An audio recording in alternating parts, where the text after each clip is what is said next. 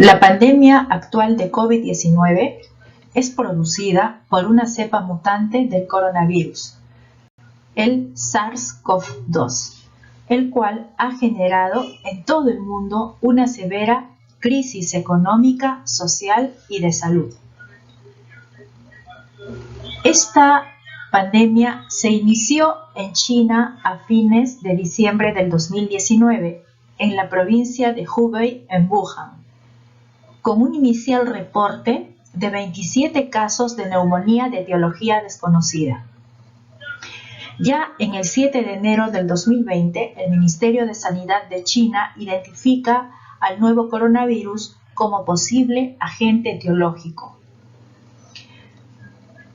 La Organización Mundial de la Salud declara desde marzo del 2020 a la enfermedad causada por el COVID-19 como una nueva pandemia mundial. Es necesario transmitir de que lo correcto es mencionar infección por SARS-CoV-2. El agente etiológico del virus del SARS-CoV-2 es muy contagioso y se transmite rápidamente de persona a través de la tos o secreciones respiratorias y por contactos cercanos. Las gotas respiratorias de más de 5 micras son capaces de transmitirse a una distancia de hasta 2 metros. Por ello es que la Organización Mundial de la Salud recomendó una distancia de 2 metros entre personas, no menos. En cuanto a la estructura viral del coronavirus, se trata de un virus esférico o pleomórfico que presenta un ARN como genoma, cuyo tamaño oscila entre los 80 a 120 nanómetros de diámetro. El virus superficialmente contiene proyecciones de la glicoproteína Spike S y dímeros de las proteínas hematoglutinina esterasa, abreviada como HE. La envoltura del virus consta de 2 proteínas, de las cuales vamos a manifestar la proteína M y la proteína E. La primera proteína, la M, es la más abundante y la segunda proteína, la E, se caracteriza por su carácter hidrofóbico. Ambas proteínas se encuentran fusionadas con membranas lipídicas obtenidas de la célula hospedera. El genoma está constituido por ARN de cadena simple, no segmentado y de polaridad positiva, cargado con aproximadamente entre 27 a 32 kilobases. En la imagen que ustedes tienen, pueden apreciar la estructura del coronavirus. Van a observar estos puntos verdes, son la proteína M, las cuales son más abundantes, la proteína S, que es la proteína Spike, la hematoglutinina esterasa, que está señalando a la zona roja, la envoltura del virus, el ARN fusionado a la proteína N y la presencia de la proteína B. Entonces, en la parte central del virus se va a mostrar el genoma ARN ligado a la nucleoproteína.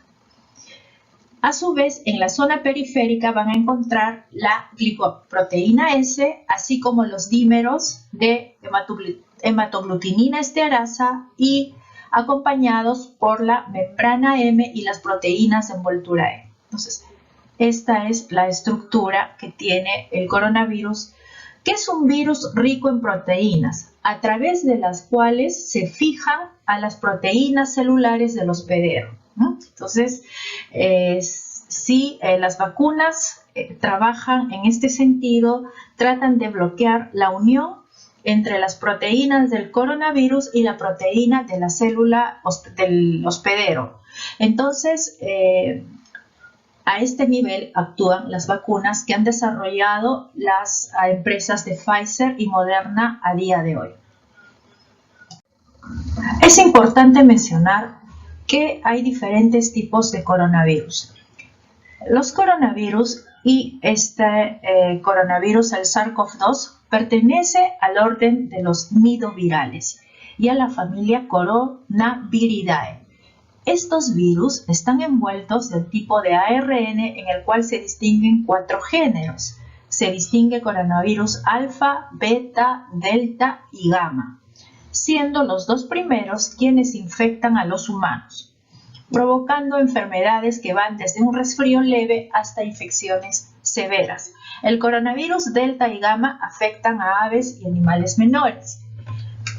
De los 7 coronavirus que afectan a humanos, el HCOV, 4 son endémicos en todo el mundo y generan síntomas de resfrío, siendo los tipos 229E y OC43 los responsables del resfrío común, mientras que los tipos NL63 y HKU1 también se le asocian a problemas respiratorios.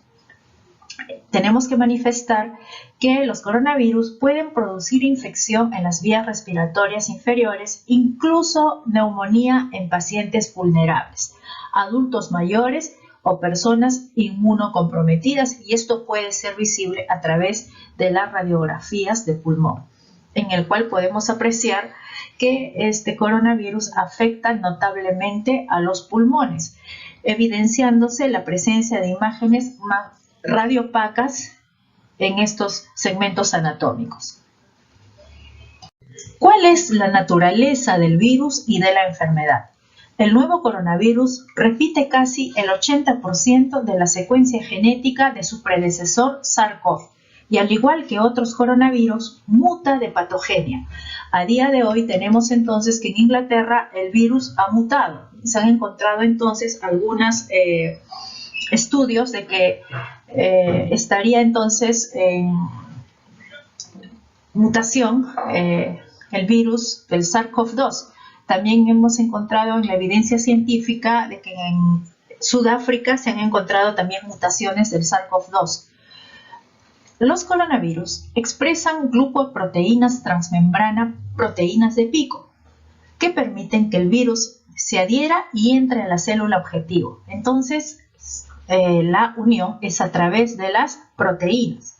Las proteínas de pico del SARS-CoV-2 comparten muchas similitudes con las del SARS-CoV y se unen a los receptores de la enzima convertidora de angiotensina 2 de superficie. La proteína espiga del SARS-CoV-2 puede unirse a AC2 con la mayor afinidad que el SARS-CoV-2, lo que puede explicar su mayor transmisibilidad. Entonces, esto nos da a entender que la unión del virus al hospedero es a través de la proteína, que se evidencia dentro de la estructura de su capa molecular. ¿Cuál es la vía de transmisión del coronavirus? Entonces, es importante considerar que la vía de transmisión es la vía respiratoria, a través de tos, estornudos, que una persona infectada puede transmitir a otra. Por eso es imprescindible el uso de los protectores nasobucales o las mascarillas. Es posible detectar en heces el coronavirus, pero en poca cantidad.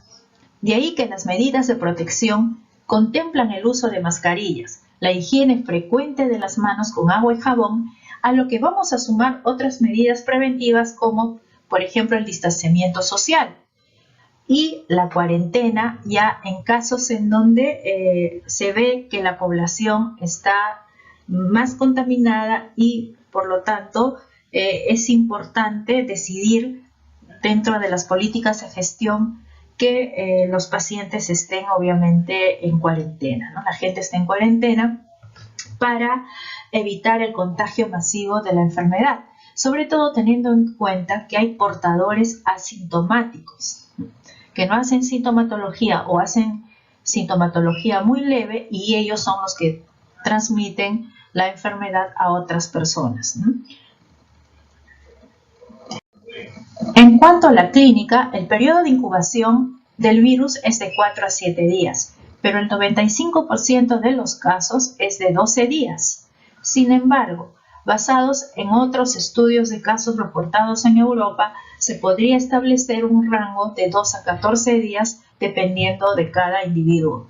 La mayoría, el 80% de los casos son asintomáticos. Pueden ser contagiosos o tienen cuadros leves con malestar general y tos ligera, en tanto que el 15% hace un cuadro moderado con fiebre, tos seca, persistente, fatiga, sin neumonía, y el 5% hacen cuadros severos caracterizados por fiebre constante, tos, disnea severa, debido especialmente a la neumonía viral, daño cardiovascular, falla multiorgánica y pueden fallecer entre 3 al 4% de los pacientes afectados.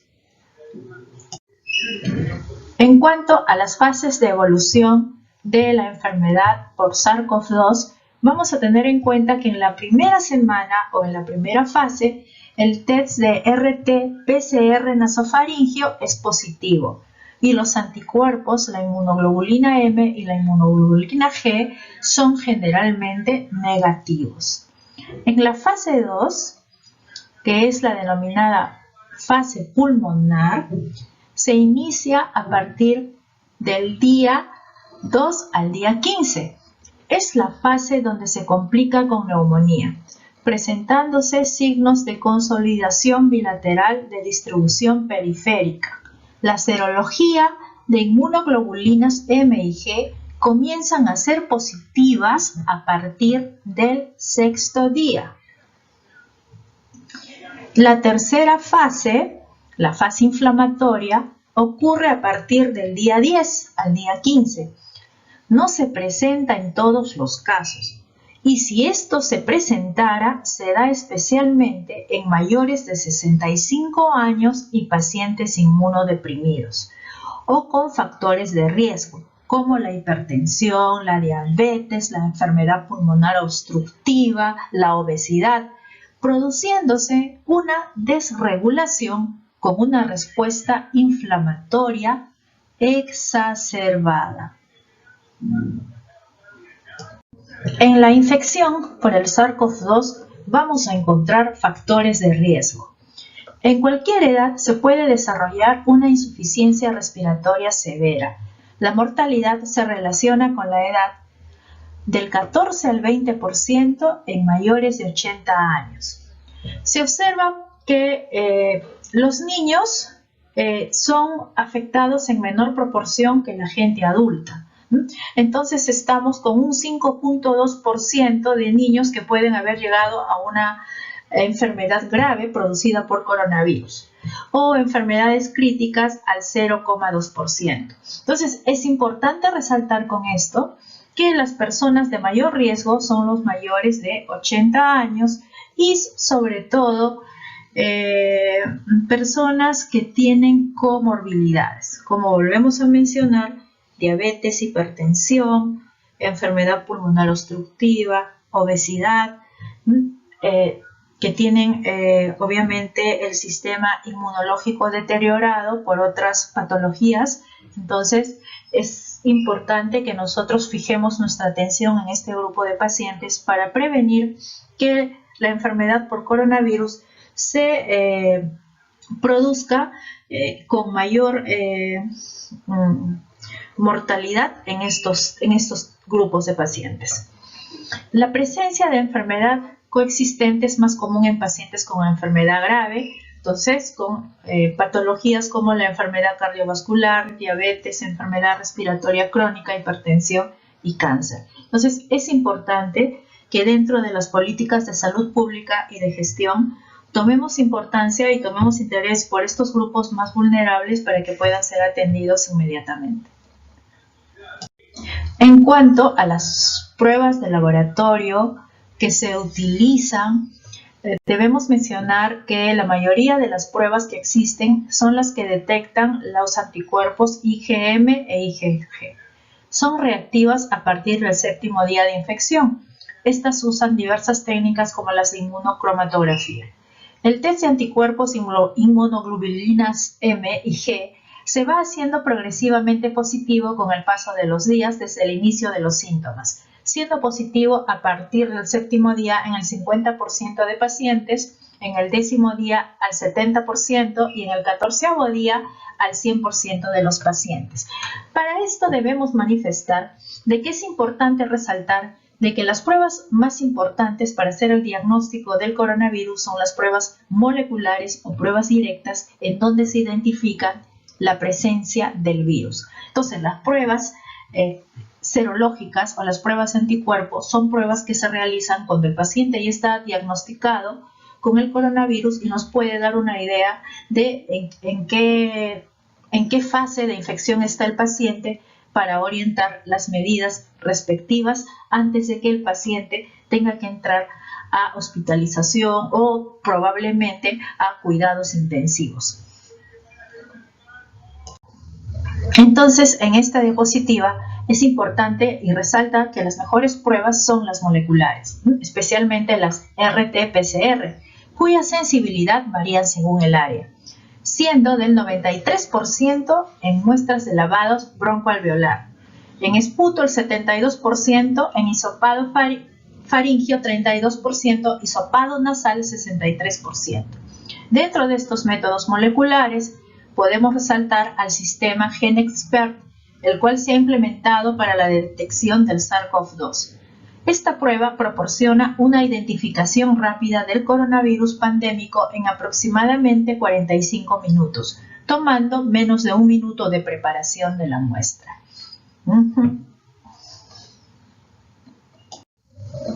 Con respecto a otros métodos complementarios de laboratorio, podemos ver que el hemograma generalmente es normal, aunque en algunos casos hay leucopenia y linfopenia que usted puede evidenciar a partir del 5º día de infección. En pacientes hospitalizados puede haber elevación del dímero D, prolongación del tiempo de protrombina, ferritina y DHL. También se ha descrito en pacientes de UCI una elevación de troponina hasta en el 31%.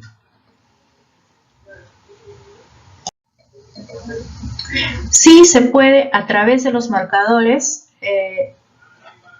hacer un diagnóstico más precoz, ¿no?, acerca de cuál va a ser el curso de la enfermedad. El aumento, por ejemplo, de la ferritina a partir del 4º día, el dímero D después de la primera semana va progresivamente aumentando con los días en los pacientes que no sobreviven. Otros test como proteína C reactiva, troponina, H, D, L y L6 se elevan a partir del 13º día. La procalcitonina se eleva si hay coinfección bacteriana asociada. Entonces vamos a ver que el paciente que es infectado también con SARS-CoV-2 es a su vez infectado con colonias bacterianas que pueden agudizar el cuadro de neumonía en el paciente. Entonces, los hemogramas correspondientes son importantes a la hora de hacer el seguimiento, el control de la enfermedad en cada paciente. En cuanto al tratamiento del coronavirus, todavía no tenemos un tratamiento que sea eficaz y determinado especialmente para el coronavirus. Lo que sí se puede decir es que dentro de la terapia de los pacientes con la enfermedad es sintomática y de mantenimiento. No hay una droga antiviral efectiva, no hay cura todavía definida hasta hoy día. Se han investigado varias drogas, tanto in vitro como in vivo, en varios ensayos con diversos resultados. Algunos eficaces y otros no, pero podemos mencionar, por ejemplo, el lopinavir, ritonavir, remdesivir, favipiravir, acitromicina, interferón, ivermectina, nitoxazanida, doxiciclina, tocilizumab, sarizumab, ciltuzumab, bevacizumab, plasma de convalecientes, ozono, células madre, como alternativas de terapia para los pacientes que hacen sintomatología y necesitan respirador asistido.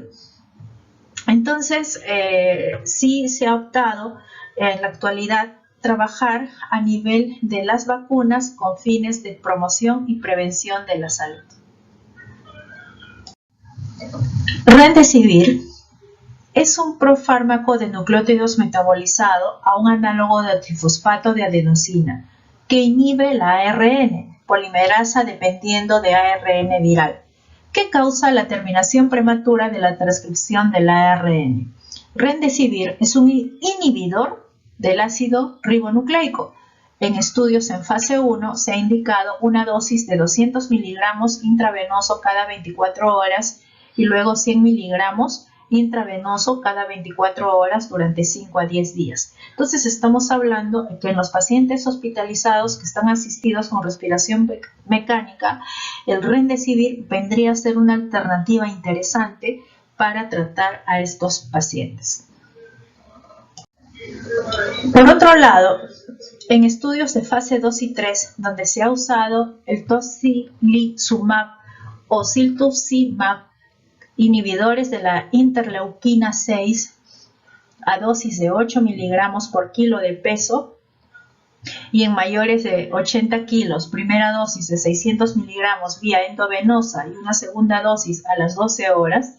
En pacientes con peso menores de 80 kilos, la primera dosis será de 400 miligramos endovenosis, la mitad de la dosis, y luego una segunda dosis a las 12 horas. En casos excepcionales se podría dar una tercera dosis. También se puede prescribir tocilizumab, que tiene una vida media en el organismo entre 7 a 14 días y tenemos que entre sus principales efectos secundarios se describen reactivación de infecciones latentes como la tuberculosis, diverticulitis complicada. En la fase 3 se pueden añadir corticoides para bajar la respuesta inflamatoria, pero nunca en la fase 1 que agravaría la infección vírica. Esto es importante mencionar que dentro de los protocolos de tratamiento en fase 3, en los pacientes que están con respiración mecánica se ha agregado el uso de corticoides para el tratamiento, para que baje la respuesta inflamatoria, pero que sin embargo en la fase 1 no estarían indicados. A continuación se presentan las referencias que pueden consultar a través de los medios telemáticos disponibles y algunas revistas publicadas en la web.